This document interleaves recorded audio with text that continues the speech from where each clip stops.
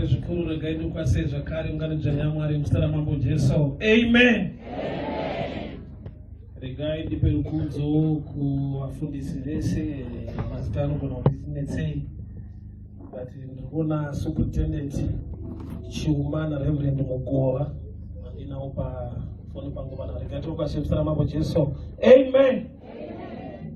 Ndinotenda Mwari zvikuru nekuda kwenyasha dzawo vatitendera kuti tiwane mukana wokugowera na shoko rawo. Theme scripture ina is quite challenging. Hadizi kuti yakafungwa sei but so challenging. Ndichatenda kuti mweya mucheno uchatibatsira kuitsanangura igone kutibatsira nokuti tinoida naye. Anofunga tise theme yatisingadi. Saka tinoida sada kuti Mwari vatsanangure zvavanoda tivataure panapa tiwa revived. So theme yangu iri kuti revived, to be agents of revival.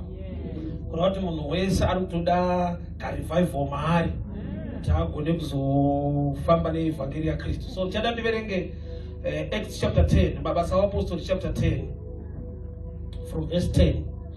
And he became very hungry, and he would have eaten. But while they made ready, he fell into a trance, and saw heaven open, a vessel descending unto him as it was with a great sheet knit at the four corners, and let down to the earth, wherein all manner of four-footed beasts of the earth, and the wild beasts, and the creeping things, fowls of the air.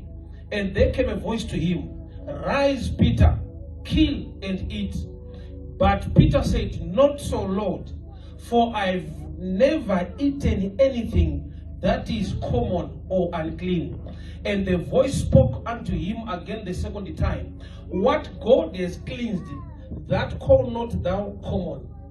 This was done thrice, and the vessel was received again into heaven. Now while Peter doubted in himself what this vision could have, that he had seen, should mean, behold, men which were sent from Cornelius had made inquiry for Simon's house, and stood before the gate. Father, we thank you for your word. Taurai kupenyu wedu marirano shoko lenye rinotitsiura, rinotidzidzisa, rinotisimbisa nekutigonesa muzita ra Jesu Kristu eNazareta. Amen. Peter muapostora waJehovha mumwe musi aine nzara, physical hunger, aine nzara panyama, achimirira kuti vanhu vabike zvekudya. Zvanzi wakaenda hake pamusoro pemba achimirira kuti vachiprepare chikafu. Aripo he fall into a trance, ndokubva ava this vision. Akarota riri gumbeza kana kuti eshiti rine mhuka, four-footed animals, maitova nenyangwe nenyoka uye neshiri.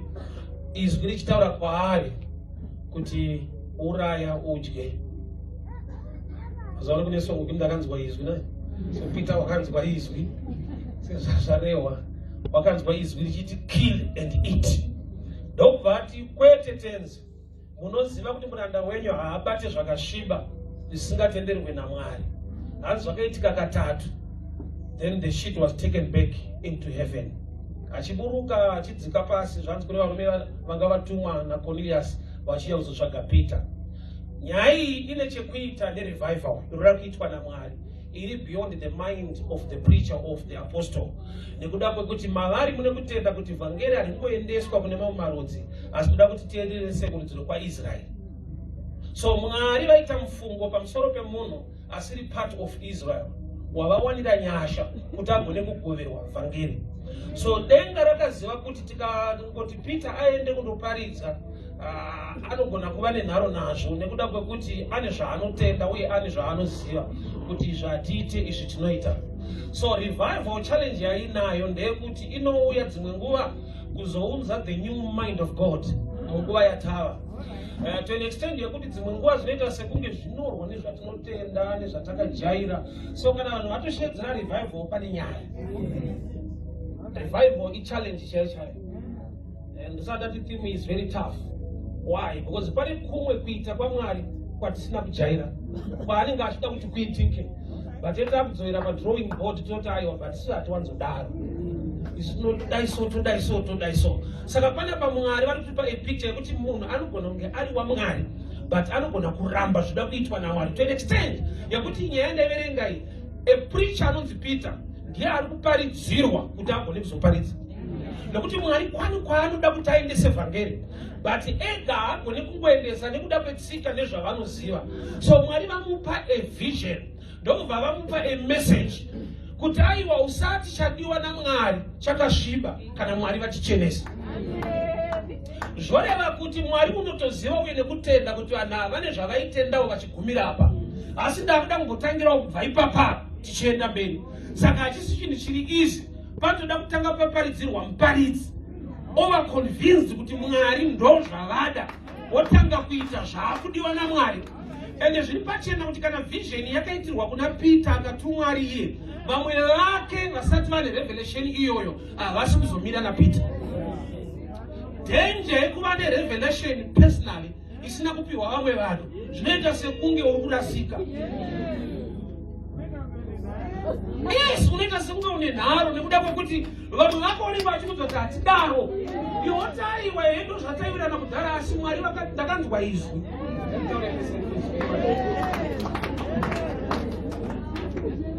So Mwari vataura nemunhu one as an individual. Yet sevadzidzi they were 12. But pari kutaurwa ne1. Hero dambudziko kune vamwe manje kuti anorisvitsa sei. Nekuti vamwe vanoti tese tiri vadzidzi, tese tonamata. Sei Mwari wacho angutaura newe uri 1. Vamwe havagoni kuzvigamuchira. Vanongoti handomafungira kuita tikuziva uri wenharo-nharo, so unoda kutira zvinhu zvinyowa-nyowanza. Varume ngatifambei nesilabhasi nezvinhu zvedu zvatakatenderana. Yeti Mwari vatoudza Peter kuti enda, ndine zvanoda kuti unoparidza kumba kwaCornelius. Ndamuwana nyasha ndinoda kuti atendeuke. So revival iri kuuya haisi kuuya kuva-disciples ese, yatanga ne-individual anonzi Peter. So zviri pachena kuti hakuna munhu anozongoti zviri right ngatiitei. Ende kuita kwavo nharo vamwe havasi wrong. Nokuti zvavanoziva ndo zvavari kushanda nazvo. Zvitsva zvaMwari zvakutodawo kuti vawanewo chizaruko ichocho. So pane kudhonzerana kunoitika. At the end uyo ane revelation saPeter anogona kutuka vamwe vake, which is wrong. Nokuti vamwe vako havana kuona zvawaona, havana kunzwa zvawanzwa. Avawo vane nharo ava vane nharo yes, nekuda kwokuti havana chavari kuziva. So munhu asingazive manje, asina revelation, haanzi ane nharo, anongonzi azive. Nharo izvi nekuti nharo rinofanirwa kubviswa kuti ane nharo sitakayo, ndinongoti asi kungoti dai aiziva. Munoziva kumwe kuita kwaMwari kwakamira sekudai. Matthew 16.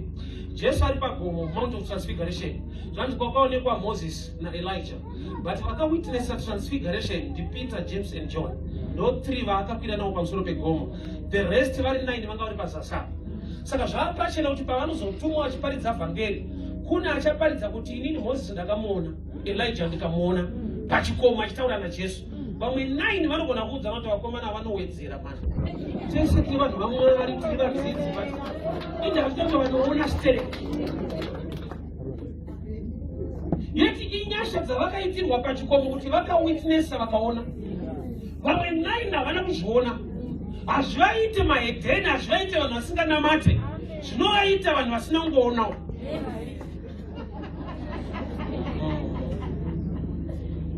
So revival kumwe kuita kwaMwari kunotoda kuti kana saka ndoda Peter kana apiwa message chaakudiwa nyangwe anoparidza kumba kwaCornelius zvinodiwa naMwari zvacho, unofanirwa kunamatira vamwe vake kuti varegere kuita nharo nepfungwa yaMwari.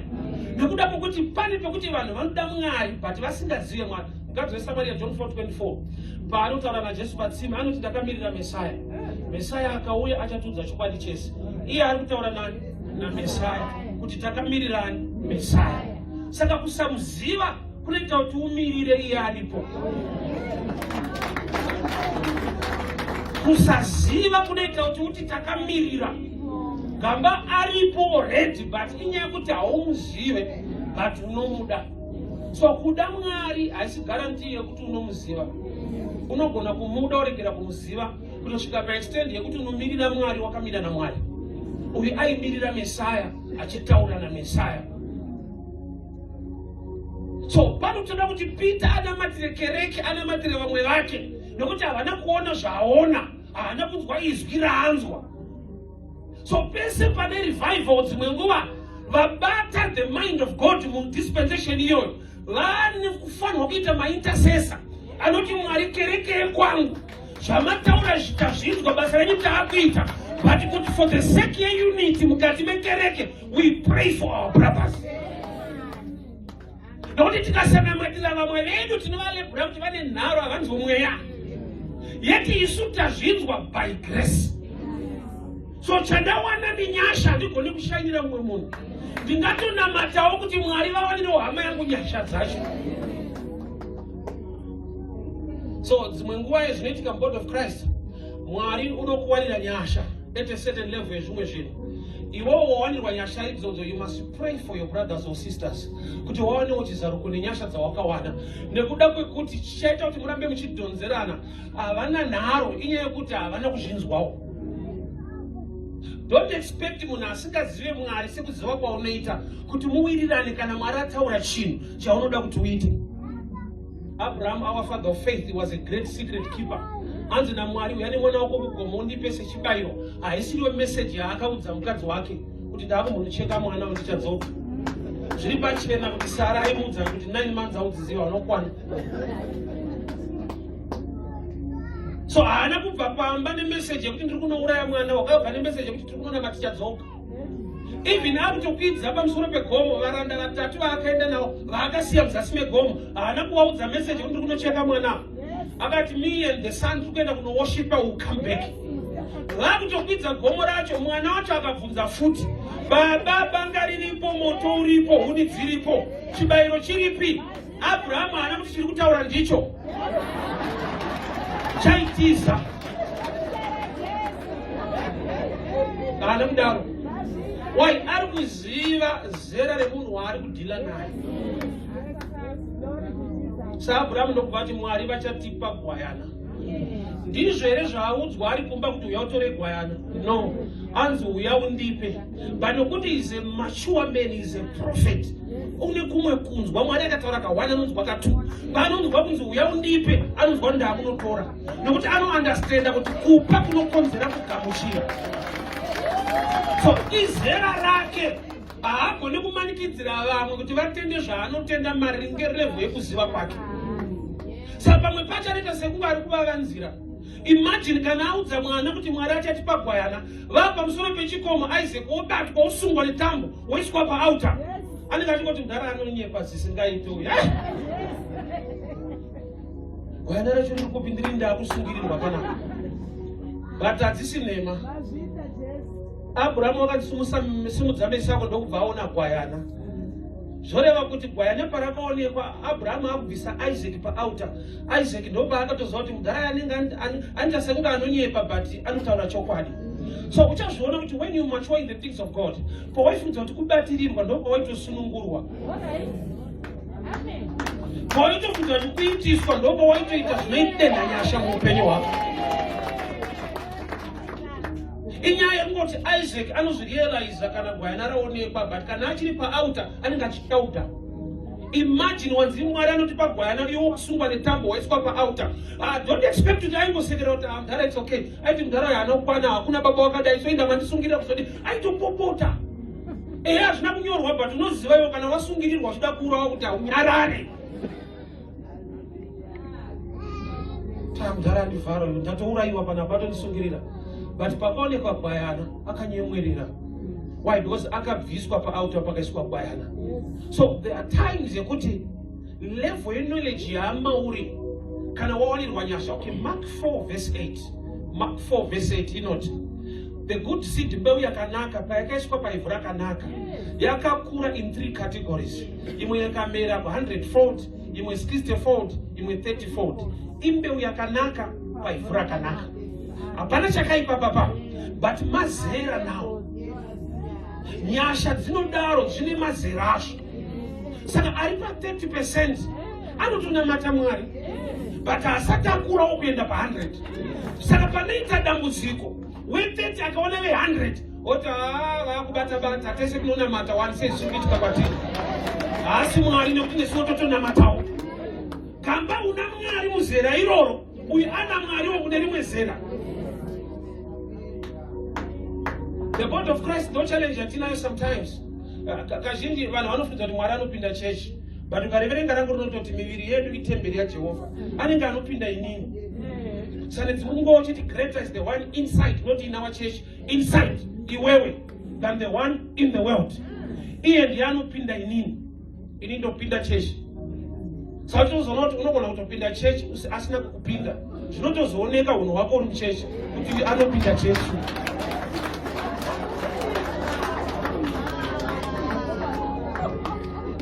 Ndamboudza mumwe aiye achicomplaina zvano zvavari kuita chechi, zvavari kuita muchechi. Ndikati ndokunonzi kuchechi ka, hakusi kudenga. Chechi inopinda vanhu.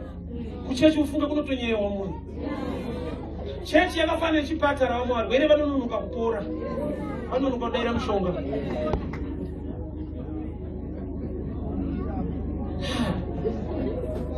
Kune vanhu vanoverenga kuti wivhi yako yane 2 weeks, kuna vanotoverenga maweeks. Taiyagara cheye kuna matamu ari anakada basa nayo anongopinda nesu.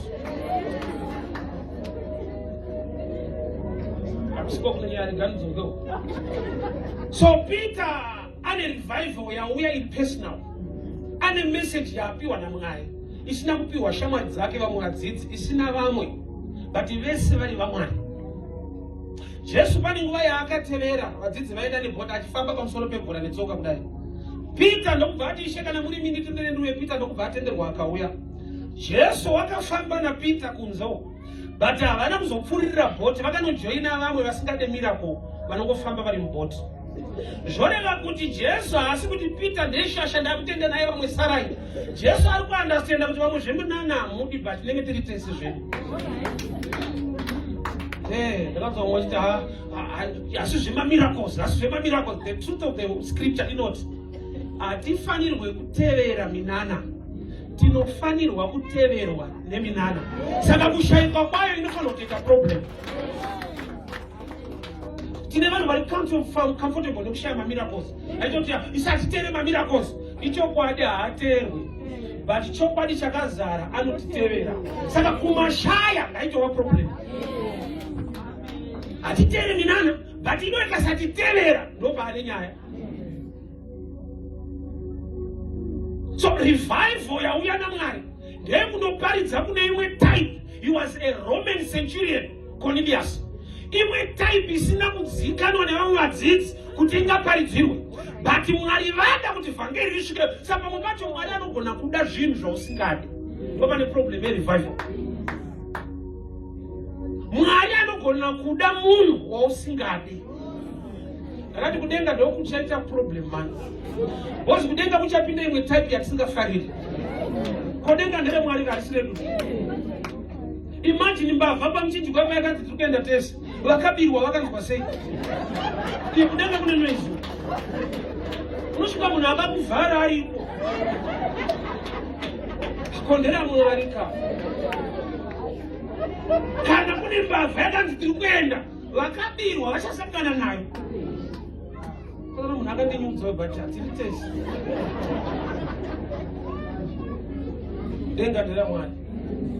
So chinonzi revival ndiMwari ari kuda kuita zvinhu zvitsva, but ari kuda vanhu vane a fresh mind uye vanogona kuunderstand kuti kana Mwari vatituma kuti tiite chinhu ichi, but we belong to a church. Saka zvichida vamwe vanonge vachibata kana kuchiwana, instead yekuvadadira kana kutobuda kuti hamutende takutotanga yedu pasite. We must pray for the church.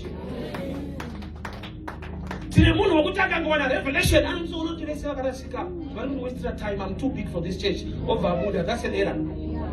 Kuva nerevelation isina vamwe haisi confirmation to start your own church. Vazivi ava havasi prayerful, ndakubuda muno zvakati havagone, ndoda kutotanga imwe chaiyo chaiyo.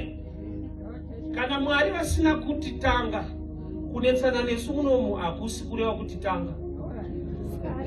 Kunetsana kwedu haisi confirmation yekuti saka wakutofanira kutanga bo wanetsana nevanhu vako. We must pray for the church. Peter, James and John havana kuzviudzwa kuti wakutonoparidzira kuma-Gentiles. Vakakunzwa vamwe vako vachakugarisa pasi. Usakanopa kuti munoisa munhu pasi peshamo, iye achitoita zvinhu naMwari wacho. Imagine his only apostle atumana mwari kuma Gentiles. Vamwe vese vanoti kudii vakagara pasi vanoti mukomana ada kurangwa. Ozvari kuita zvisi muconstitution yedu. Saka Peter roho yake ndeyekudii ndeyekuti Mwari svinudzaiwo meso evamwe vanhu. Itai kuti vamwe vangu vazive pfungwa yenyu mukore uno. Inzwa nharo dzavo dziri based pakuti havazive. So hatidzi classify senharo kusaziva. Saka asingazive anofanirwa kuziviswa than kumukondema. Pane zvinhu zvaitaurwa kare zvazvakanaka kugara ikoko, zvikataurwa nhasi hazvina kunaka nekuda kwedispensation netime yatiri. Anomunzwa kuti kare zvainzi vanoona TV vanoita musikanzwa, saka vamwe vatopiwa mutemo kuti hationi TV.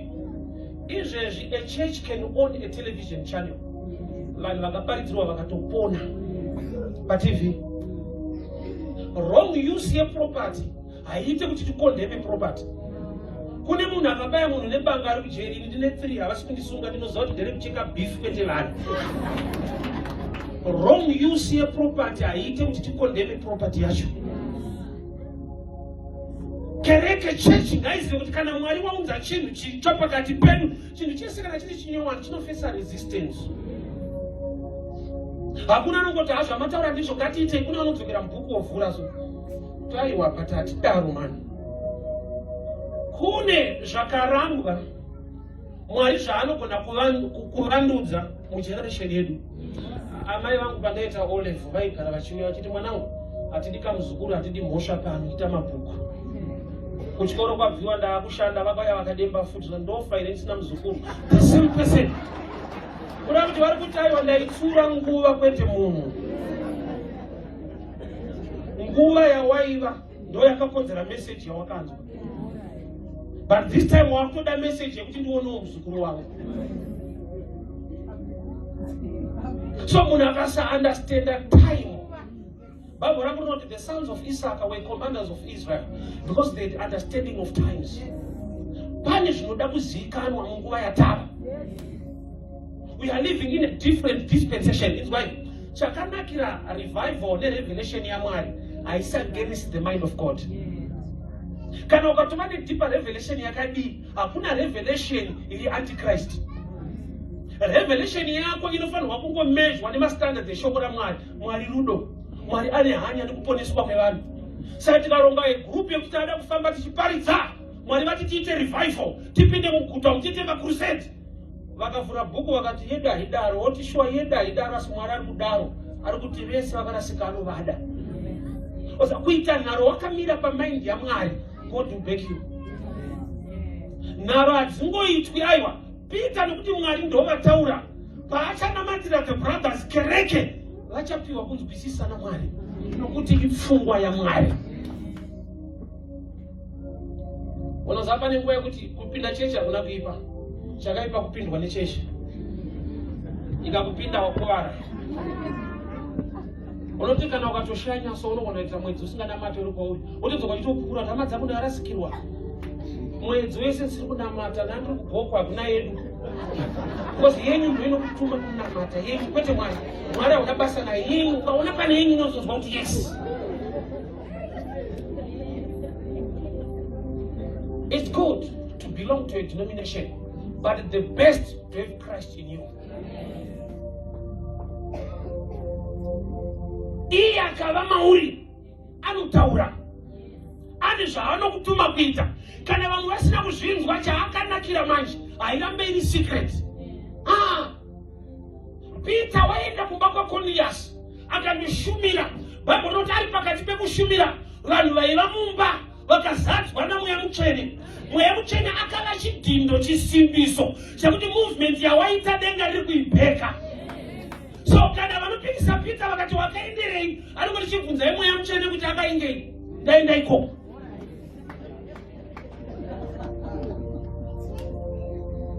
So whenever there is a revival, ukamira nayo, Mwari unoisa chidhindo chinoprova kuvanhu kuti hakusi kuita kwako. Nokuti ukaenda uchinoita wega Mwari asipo zvinongooneka. But Mwari akatanga kuita zvinhu tichiti wakarasika, mapofu achishunura tichiti wakarasika, zvirema zvichifamba. Kurasika kwako kwane equation, ida kurasika kune power. Pane zvinofanirwa kuitwa naMwari zviri beyond kuita kwako kana wapinda murevival nepfungwa yake. So Peter wakaenda akandoparidza kumba kwaCornelius. Vision yaaipiwa achiti Mwari handidye izvi. Mwari vari kuti ndine zvandafunga kuti udye manje. Miu yekudenga shaishaiwo. Iwewo hauifarire. Haina kuchena, haina kunaka pamberi pako. But ndaita mwoyo nemurume unonzi Cornelius wakada kuti aparidzirwe andizive nokuti ane zvakanaka zvaari kuita. But pane chakashota muupenyu hwake. He is not yet saved. Cornelius Bible rinobukurira kuti minamato yako nezvipo zvako zvasvika. Saka dai sei denga rakati Peter ngaachenda kumba kwaCornelius. Denga rari akutya kuti iye haazosvikawo kudenga zvipo nyange zvichisvika nokuti kunosvika vanhu vakaponeswa. So Cornelius anga achiita zvinoitwa nemakristu asiri mukristu. Unoziva kuti zvinoita? Kuita zvinoitwa nemakristu asiri mukristu. Mwana wangu ane vana vanotamba navo patinobuda tichinoparidza kumastreets vari pagate vanomboshedzera kuti teti. Saka vamwe vake vanongotedzerawo. Same age. Teti mutunzire machips. Patinobva mutaundi ndine machips. Handifambe mudzimba dzeshamwari yake tichinoka. Kuti vana venyu vanga vati machips ndichibuda, vana venyu vanga vati machips ndichibuda. Dzimwe nguva vanongofunga kuti saka munonyima straight. Pane chandoda kuti uone. Pavashedzera pane zvandaziva kuti ava vari kuteedzera mwana wangu zvaari kutaura. Havasi vana vangu. Vanhu vari kuteedzera zviri kutaura mwana wangu. So paunotonamata denga rinotonzwa kuti ari kuteedzera vanhu vanonamata hanamata.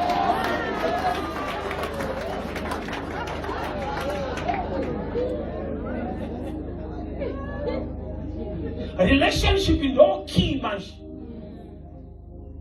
So Peter ataurwa naye ane vision yaapiwa isina kupiwa vamwe vake.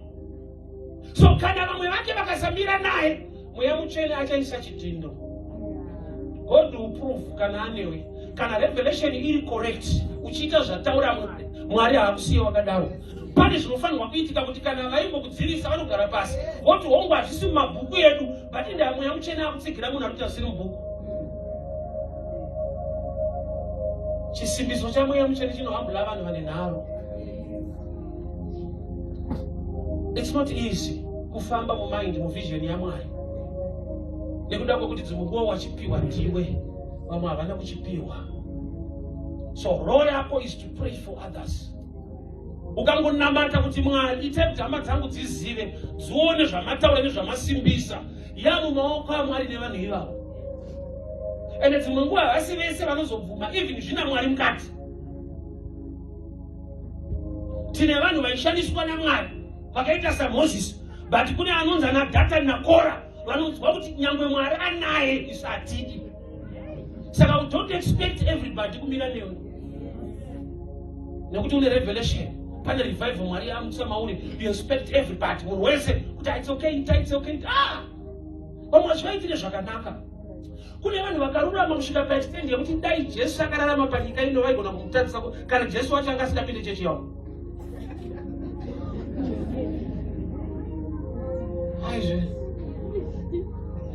Mazuva akararama Jesu angatori pataiti netaipi yechechi yanga iripo. Pane zvizhinji zvaairamba iye ari Mwari pane pavaitoramba. So don't expect the revival yako everybody will stand with us toita chinichi.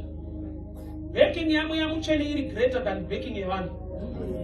Amenda akucreator vanhu vari stubborn. Nati ngokurumbura nemwe mufundisi nhasi ndikati vanhu vakabva pauri don't worry asi Mwari akabva tisa.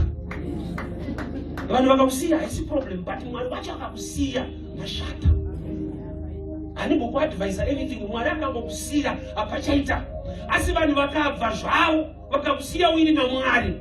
Unopupura zvekuti unofunga ndova ikupa munyama. Unosara wakukomborerwa imwe level inotyisa. Nekuti vigorosha asi kuti time vharira makomborero kaka.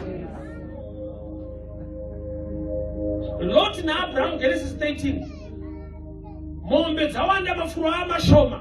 Vakaseparata. Ndo era yaLot. Mafuro akamufurira. Akatadza kuziva kuti akambodanwawo kuna Mwari ndiAbraham kwete inini. So kuwanda kwazvakaita aifungidzira kuti zviri kuitika nekuda kwake, gamba zviri kuitika nekuda kwewawinaye. Ndokubva asarudza kwekuenda, ndokubva angasingafanirwi kusarudza kwekuenda. Bosi kwambobva kwacho asiri akasarudza. Mwari vakadana Abrahamu, Loti akatevera. Inda kana zvinhu zvakufanirwa kunge newo uri kuita zviite. Pane pekuti munhu unokanga kuti zviri kuitwa nenyasha dzaMwari. Pride inonoka kupinda mumunhu kana zvinhu zvaita zvakanaka. Anozosenge kungwara kwake, kurongeka kwake, kuziva kuita zvo. Hama yangu regani kuti pachinhu chese chawakaachivha mulife, there is grace behind. Wakaipa samba kuzevezera achikunyembera kuti because you are too beautiful. Andipashibaso ukazofamba unoona dzimwe simbi dziri murodi. Vamwe vangorana kazini ko havakukumba sei. Kumba uku hakungowiwa nebeauty, unowiwa zvakadaro, hakuna kuchipa. Especially kurire kurorwa ndoine nyaya yedu. Iwe onekwa muchato kuti anochata wacho anenge akavharwa sokumeso. Inoitika tradition kai. Ndikazoti pane zvazvinoreva. Because paanenge akavharwa kumeso achiperekedzwa vanhu achitambawo, havadi kuti akasika kuvhura face. Vanhu vanozotaurisa kuti pashure kari nani darika. Zvinongodaro unoperekedzwa nevakati nakei. Nyasha dziri stable unofunge nyasha dzoshota. Vasingakodzere nyasha dzikavabata, so vanoperekedzwa nevakakodzera. Unotozoona paunonzi make is the bride paanosungudzwa veil, so unozoti inyasha zveshuwa, hai nyasha. Atinombonyepera vedzino nyasha.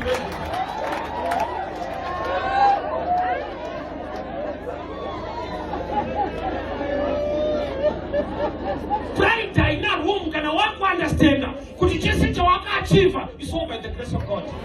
So kana Mwari vakakupa deeper revelation yekuita revival, haufaniri kuita manyawi. Pray for the church.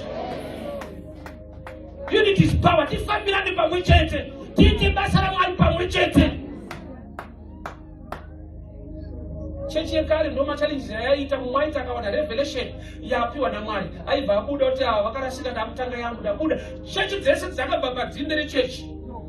Awana chizaruko chake obuda, hapana itama dzangu ngatigare pasi unamatira mwa kuti Mwari aikunzwa kuti I'm too big for this church. I'm moving out. Vane nharo, havana nharo. Havana kusangana nezvawakasangana nazvo. Havazive zvawanoziva. Pray for them. Revelation, revival iripo. Ine nyasha dzatiri dzatopiwa naMwari.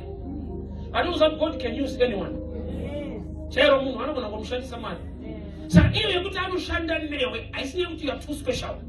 It's all by his grace. So Peter awanirwa nyasha. Ndiye Peter wakubvisa munzeve. Hatidi kutarisa marecords ayo haaparifayi. Akabvisa munhu nzeve muGetsemani. Saka pana vanozoti I'm too prayerful, I'm too powerful. Unebhemba mubhachi iwe wakabvisa munhu. Tine marecords ako. Mavhile venapita tinawo achibvisa vanhu nzeve. Saka hapana panozoti tisu taakutaurwa nesu direct. Vamwe mese hamunzwe Mwari. It's all by the grace. Tikacheka kumashure wegonazoti naasingakodzeri dzanyasha manje. So izvozvo zvinoita kuregere kuzvitutumadza. Chese chawakachiva life, there is grace behind it. Imba yawakavaka pane nyasha dziripo dziri beyond kungounderstand nekuvaka imba. Why? Because kune vakarongeka vasina kusvika level iyo.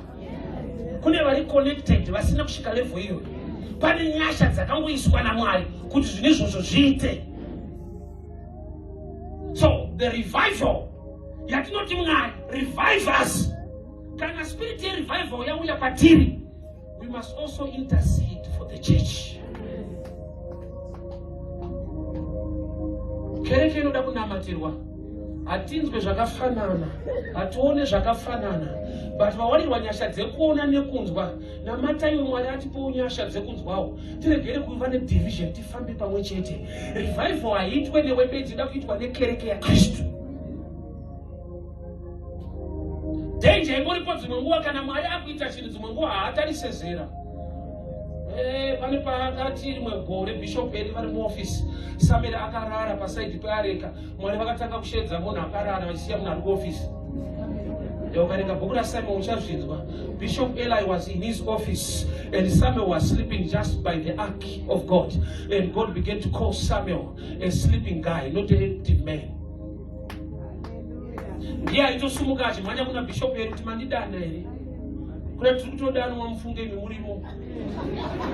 I respect Bishop Eli. Anakuwa stubborn to Samuel. Akamumenta. Akati kana wakushetwa this time. Unotitaura imuranda wenyu akaterera. Kureva kuti Eli vakatozoti Mwari ari kudana mukoma nawe. But mukoma nawe asati akuziva kudana kwaMwari. Saka ropa aifanwa kukudzvanyirira danga nemoyo usiriwo. Kuti hazvina basa ukashetwa this time ignore manzwirayo.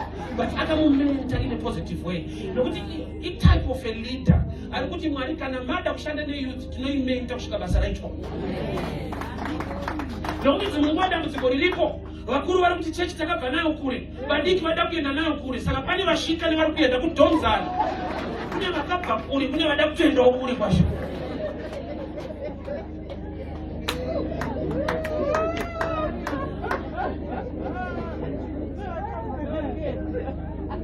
So ndinofanira kuti Mwari wedu haasi Mwari wedivision wenyonganiso. That's why Mwari vakatopinda muna Eli akamenta Samuel. Saka Samuel paministry yake yese munhu anorespekta munhu akamudzidzisa kunzwa voice raMwari. Anova a man asiri kurespektwa nevanhu nokuti Eli yanga ane record iri negative akatadza kutsura vana vake. But Mwari vakamushandisa kumenta Samuel asiri mwana wake. Zvinhu zvaMwari zvinenge zvinovhiringidza kudai so. Kuti Moses pameri bhanzi taura nedombo vanhu vanwe mvura iye ndokubva arova. Mvura kwakubuda. Ini kuchikoro kwandakaudzwa zvanzi formula kana iri wrong answer haiti correct. Ati mBible mune wrong formula correct answer. So zvinhu zvaMwari sometimes zvinotoda mweya waMwari kuti uzvinzwisise. Nokuti pamwe pacho unongocheka kuformula but zvinhu zvikutoita zvakanaka. Taura nedombo iye ndokubva arirova mvura kwakubuda. Dombo rakasvika pakurespekta arova. Zvekuti haana kunyatsoita zvakanaka imwe story, but kuti ndiani uzodziwa waJehovha. Vanhu vakanwa mvura yemunhu aita era. Saka munhu ari muofisi make sometimes. Usamukaudza vaIsraeri kuti muri kunwa mistake vanokurambira. Why? Because ipapo ndo pavatoita breakthrough vawana mvura. But kuna Moses breakdown haachapindi. Spirit here revival. Theme iri dangerous. Inoda one, munhu anozvipira kuita zvataura Mwari. Number two, munhu ane rudo nechechi yake to pray for the church. Tine vanhu vazvibvisa vazvirumura kubva mukongregation yaari supposed kufamba nayo arimo. Zvichida dzimwe nguva sometimes we blame people pavanobuda. Sometimes area environment yacho haigarikewo futi. Nzokorore musho. Isu tati tikata musikanzwa kune vanhu vaititi mwana uyu andifunga kuti anobva kune vanhu haana kurayirwawo. Ndo zvinofunga vanhu. Pamwe pacho takatorayirwa hatinzwe. Takatukisa vabereki isu. Hazvina kurayirwa hazvinzwe gamba takatorayirwa inharo. So hapasi pesi pane mwana ane musikanzwa muchingotunga vabereki vacho haana kurayirwa, haana kurayirwa, haana chaakaudzwa. Vanoudzwa havanzwe. Ini kuchikoro kwandakafoira kupasa ndaida naye. Kuda is not enough. Ndakatofoira ndichida kupasa. Why? Because kana wada pane effort inoda kuiswa. Ndadai unyepera vabereki vangu kuti maticha acho akasiri serious. Because akari kusati pangu akapasa. Kuda kuti taipiwa ma notes are correct. Ndindangu achinja. Kana asvika padii. Sure, mwangu akaita ma A ndikaita ma D. Ma notes akafanana. Kurati pazvinosvikira pane nyaya. So we need to pray for the church. Tine vanhu vane pfungwa yakanaka but vasina the revelation yezvinoda kuitwa naMwari nhasi. Saka nharo dzaakadzira kuti ari kuti zvakaipa, ari kungoti haasati azvinzwawo, haasati azvigamuchira kuti azvinzwisise.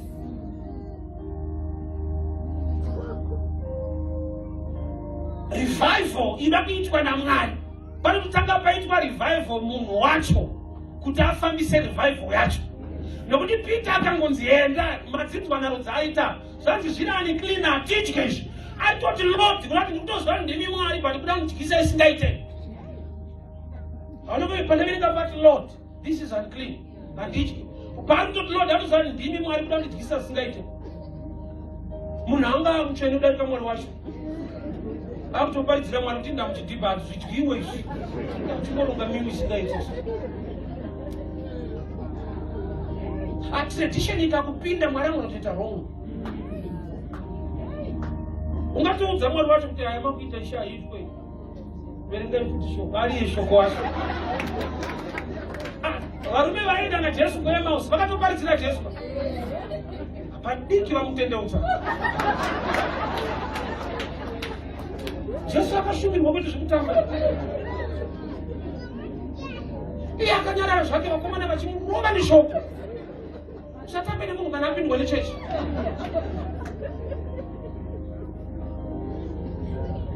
We need to pray for the church. So prayer nekuva nesimba rekuita zvatakuudza revival kana Mwari achiisa mauri achiitike kusvika waenda panzvimbo kuti uite chinhu chacho. Zvakafanana nechipo chebhora achitambe bhora munhu ane chipo chebhora ndiye anotamba bhora kuti chipo chioneke. So pandinoti Mwari udzai revival pakati pedu, you must make sure you are ready to do it. Hazvinakidzi hazvigone kugamuchirwa nevanhu nokuti ndezvaMwari. I remember pandakatanga street preaching, a friend of mine akaunzwa kuti ndikuparidza parengi akandimirira akauya akandimirira ndikapedza ndobva atakaundibvunza zvakatanga sei. Ndikati it was just a dream zandokupenga kunoita vanhu unota so. Beware of good people who are not godly. Aitanga ada kundikansela achida kundikanzura.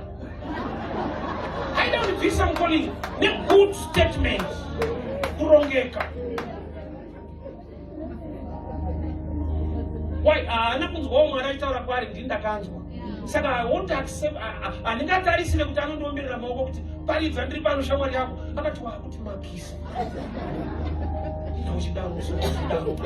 Kana wada zvichechi noenda kuchechi kwacho. Inde unochiparidza parengi. Revival yaiswa naMwari mandiri. But it's still society, especially my friends. I want to be welcome. At my night, I ndakatanga chivavanzira. But thank God vakasvikamuchira pavakazvinzwa because mbiri yakazouya kumaraini. Kuna mama vataigara navo vaienda kumbari musika vakanzwa nevanhu kono. Roja repenyu rinongoita zvekubairi parenga. Andiaitem. Vachingobva kumusika vabva vazoona adzimai zvikanzi mumba unyatsowirirana muchinzwanana muchaizvo. Bona ndakutopenga vaitoti murume mutaura muchinzwanana. Saka ndopavachoshandiswa kuti koindava. Saka mune zvauri kuita zvebhaibheri murengo. Iva vahambira vepamba vakaramba vakanzi muroja wanyu vakati anogara maraini kuseni. Asi nhasi manje ndo vanoudza vanhu kuti aigara pedu chaipo. Vakamuona paredhiyo na paTV sosati uyu pedu chaipo pedu. Mwari akatsigira revival yako vanodada newe. Mweya Mutsvene ngaaise chidhindo chisimbiso. Kana vakangoti munhu ari kupenga vatoona mupengero wacho hakusi kupenga kwakadai. Upenyu huchivandudzika kudai so tichingoti munhu ari kupenga kutovhateka vacho vari right. Dai Mwari atiwanira nyasha. Aisa chisimbiso chidhindo parevival yaari kumutsa pakati pedu. Why? Nokuti nharo dzemunhu hadzigone kuzobvita chisimbiso chaMweya Mutsvene. Nharo dzevanhu nekuronga kwevanhu hakuzodarike zvida kuitwa naMwari akaisa chidhindo. We are now safe. Kana vakaita nharo kuti hazvisiri zvoenda haidaro isu tikamira naMwari Mwari akamira nesu vane zvavachaona. Zvichavaudza kuti auka haasisiri munhu manje uyu Mwari. Nokuti pane gear tetatsika. I remember one day tibva all night. Pane tichingodriva kuda muchechi so imbwa yake yaizvokuda musaidhi memotikari. Adzimai ndobva kuti dzinga imbwa ndikati aiwa idzingwe ndakawedzera kutsika mafuta. Imbwa iyo saka kuti yapetura hazvichaita. Asi panguva chaudi kutaura pane zvinoda kutsikwa. Ndakatanga ichimhanya iri musaidhi ndakangowedzera yega yakanzoti yafiwo manje hapachaita. Chisimbiso chaMweya Mutsvene chinoita kuti vane nharo vatai vakomana koti adi kungomira naye mwedu Mwari vari kuita zvima. Why? Nokuti mind yemunhu asina chaanzwa, mind yemunhu asina chaaziva, ine nharo, anonzwa kurasika. Yeti kune zvimwe zvekuti kana takuzviita munguva yatara, Mwari azviprova. Pakutori kuziviswa vekare kuti hongu kare taidai, but Mwari vakuda kutapa tichidai. Mwari wedu haashanduke, that's true. Asi Mwari wedu anoshandura zvinhu, that's true as well. Kare kuti uregererwe zvivi waenda nemombe kuchechi, nemakwai nembudzi. Ropa remhuka raikonzera vanhu kuregererwa zvivi gore negore. Nhasi uno ropa raKristu Jesu bedzi. Kurati vakabva paropa remhuka vakaenda pamunhu. Havana kuchinja zveropa, but vakachinja kuti raakubva papi. So revelation yezvinhu zvaMwari yakuda vanhu vanoziva kuti Mwari uyu anogona kuita zvitsva. Haasi musystem dzedu chete, pane paanotoona kuti aiwa akuita zvinhu zviri beyond the system. So ndakumbirisa kuti dai Mwari atibatsira paanesa mweya revival matiri tinamate kuti mweya mucheni mufambewo nesu, mune chisimbiso chebasa renyu. Nokuti zvikagumira pakutaura kwedu tinganetsana nehama dzedu, but isu Mwari kana tataura imi zviratidzei. Mwari kana matituma basa renyu hatidi kuenda toga, zviratidzei kuti makataura chinhu ichi uye munesu. Pane chisimbiso chamweya mucheni hapana nharo. Pane simba raMwari, what is power? Ability to cause a change. Vaita nharo neni chiparidza kuroti pane chisimbiso chavakazoona kuti aiwa kusufunga kwake, kuti dai airiya ari kuzvifunga achizviita haisvika kwaasvika uku. Pane chisimbiso. One day was ministering 2014. Kana nguva yakwana munditaurira. Ndakamedza 5 gig ndotomiswa. Ava vanotanzi hama dzangu handina mazhinji, ini sorry ndine mazhinji. Vanhu vanosiyana ini mazhinji ari kuzvisura. Unotoita kuzondiudza kuti aiwa right.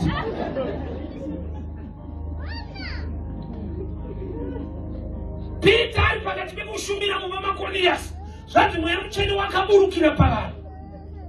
Ndobva ati chichatitadzisa kuvabhabhatidza chii? Nokuti kana iye mweya abata vanhu vake, kwaini ndichashaina ndakamira paisa Peter. Kuda kuti chisimbiso chamweya muchene ngachive kupa revival yedu. Mwari matipa message yerevival kuti tiite basa, taakunamata kuti uwepo hwenyu Baba ufambe nesu. Vane nharo ngavaite nharo nesu, but kana makuzviratidza hakuna angaite nharo nemi nokuti muri Mwari. So one day 2014 was ministering manifest. Ndandapinda mutauni netsoka dai kuzviparidza. Taifamba. Uzapane nguva kuti unenge una Mwari usina chinhu. Nguva iyo iriko. Yazwa ndingi dzese zvese zviripo but yekomba hapana. Mazuva ekuti woiti ukaparidza kuti Mwari vanopa, vanhu vaikupenga kuti vaone kunyemerera. So 2014 ndapedza kuparidza mamuri unoda kubva ndishedza pana first Bible. Kwari mufundisi muri kudzokera sei kumba? Ndaona kuti handichaenda pako pakabhana ndozodai kuenda kumba. Hauchitaura zvitsoka ka. Wagara zvemakombi. Kira ko anoenda kumba. Zvanzi aiwa madi kuti tiende pakasi opasera ndikutengere mota muende. Just like that. So ndanzi unga ari kunyepa, unga ari kuseka, unga ari kurota. Ndikati taura matini. Ndoda kuti ndinotenga mota. Ndikupei muende. A stranger. Angabva kupekwe murume. Angamira pa 5 minutes. Ndokubva tabva tikaenda mukasi una second. Ndokubva ndichisarudza yangu kuda motikari dziri mufenzi. Vananongedzera ubhabhadhara. Vanditi bye bye. Ndatoenda. Just like that. Changaya vaiti munenge kupenga. Ndanda kuvapa lift. Vachitakuva ndinanopenga. Asi vakandifunza zvakafamba sevo vaudza. Saka mapengero ako anobhadhara. Unozopenga zvekudhiraivha.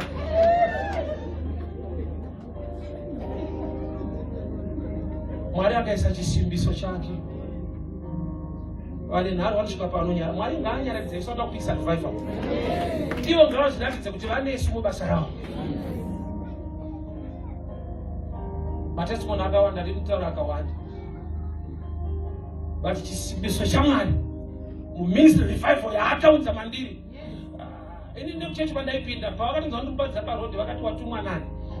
achasete trimora tichiparidza zvakati hauna kugara nesu pasi ende hatinambo kutuma muzokubamisa nekufikisa chechi yedu saka uri kuzvimirira wega hatina iwewe zvakakushama kuti vanhu varoti ndiri ndega ndina mwari wacho so vaitoti ndiri ndega ikoko but vakazozviona later kuti aiyo anga asiri ega tisi takaramba kujoina zvinhu zvina mwari kune zvaiitwa namwari oza pane imwe blessing yekuti kana ukatoedza kuviga ivigike inenge nhumbu kana nhumbu yapa utaure kuti ndinayo unonyeunza nayo kozi inenge ichioneka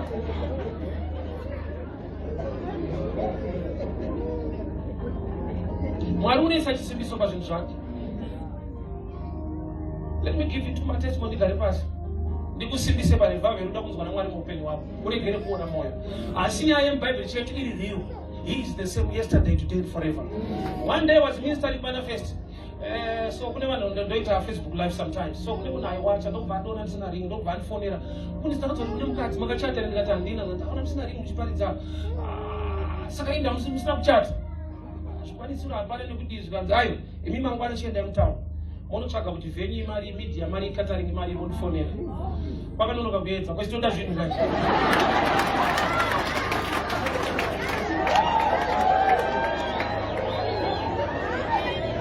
9 o'clock naenda mtown. 11:30 ndapedza research yezvese nemari dzacho. Ndafona. Ndobva ndichindipa 2 hours. In 2 hours time ndobvaisa mari yezvese paWestern Union. Zvese. Ndobva azoflya kuzoatenda muchato wacho from UK. Ndichipedza obva adzokera. That's like that. Ndomuswa ndakapfeka ringi. Zvese munhu wani. Ndakatanga kutomuona musi muchato wacho. Aindiona online. Nekuda kwerevival yakaiswa namwari mandiri kuti mira apo ushumire ende pane ushumire pato vafana vashaya zvokuita isi tiri pamichato yedu vafana vashaya zvokuita tiri pamotikari dzedu.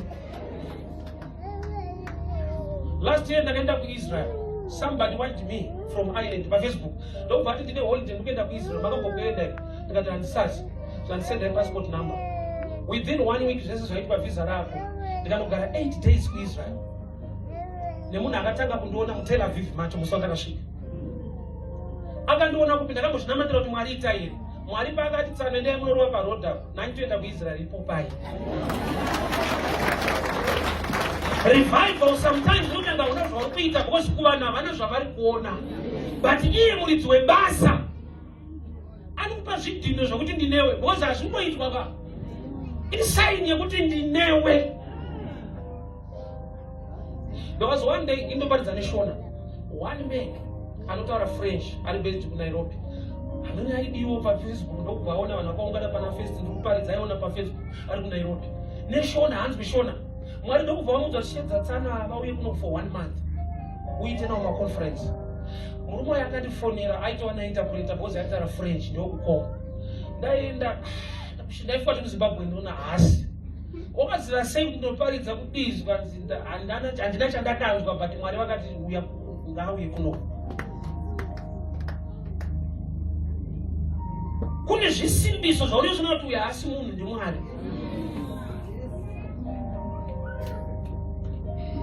Mene zvokuti challenge wani vasati yakwana muCovid 2022 one man mu7th day Adventist pasavata unoziva vatambe chimwe chechi mu7th day Adventist akandifonera zvikanzi mufana uya kuofisi ndasvika kuofisi kwake ndiri musavata but mwari vane zvavataura neni saka ndondwarapa nechechi yangu vamwe vedu havatende zvamunoita paridza murodhi but mwari ndakaona vhidhiyo yako paridza murodhi kuchinaya une umbrella vanhu vakamira musaidi meshop. Dedication yako yakandichallenja mwari ndokubva vandudza ndiite chimwe chinhu ndokubva nditi for this whole year 2022 yese every month wapa payroll.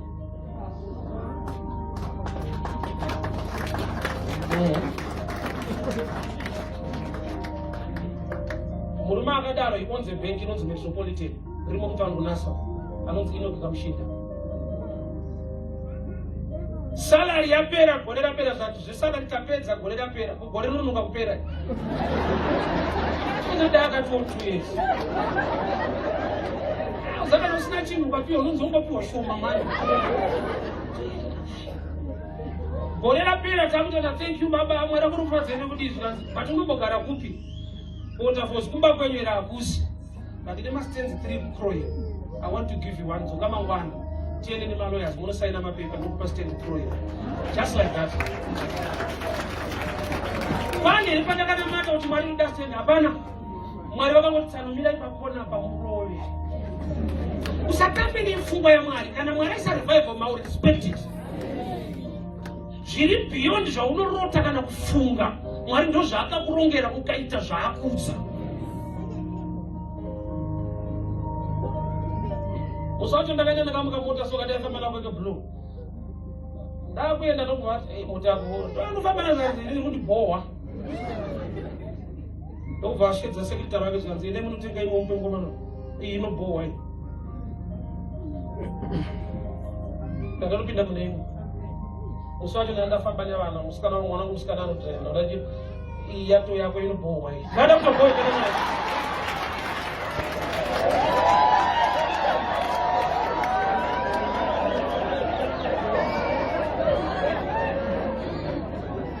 Sei ndiri kutaura zvinhu izvizvi. Because mwari paanoisa revival mauri paanodyara chinhu mauri sometimes unoshaya vanomira newe but ita nokuti mwari vataura.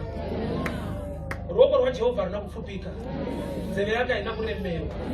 Pese paunomira uchiita zvaataura anokuratidza pane chisimbiso chako chiri beyond. Vanhu vanofanira kusvika paanonzwa kuti uyu mwari uyu taiti kupenga mukutaura hake but kana dai aipenga mupenga wokuti anenge akugara kune vamwe upenga zvekuenda kukorodeo upenga uchidaro.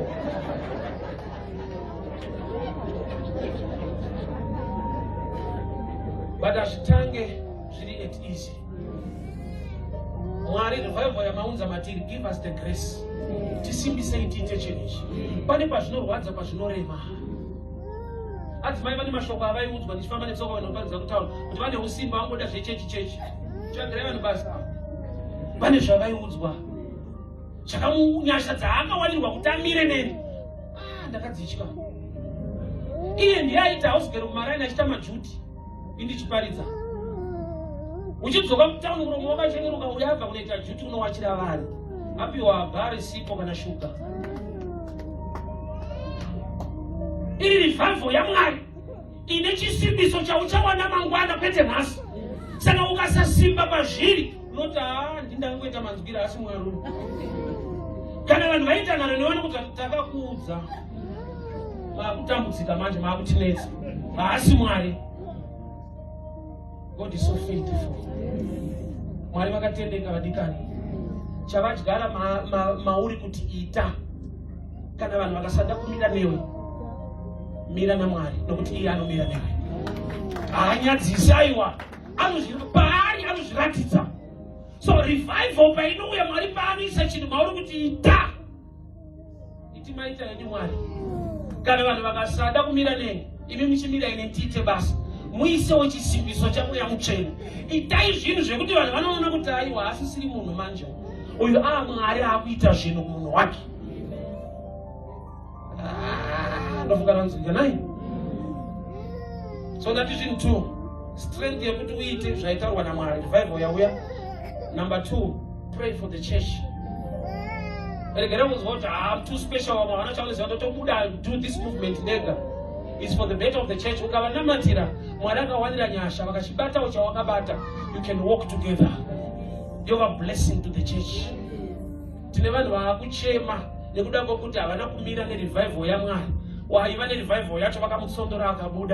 Now they regret.